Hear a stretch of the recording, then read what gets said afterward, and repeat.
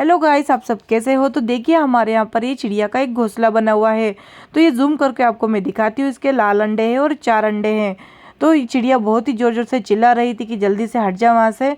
मैं आपको इस चिड़िया का आवाज़ भी सुनाऊंगी कैसा है। तो इस चिड़िया को हम दर्जी चिड़िया कहते हैं। तो आप ये रस्सी पर इस चिड़िया को देख सकते हो। देखिए जूम करके दिखाती हूँ। छोटी सी प्यारी सी चिड़िया है। तो अब इसमें मैं बच्चे दिखाऊंगी आपको चिड़िया के।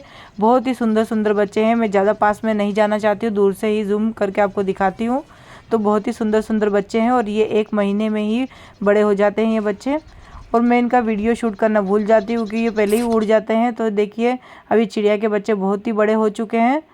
तो 1 महीने के बाद में मुझे पूरा घोंसला खाली मिलता है क्योंकि ये बच्चे उड़ चुके हैं।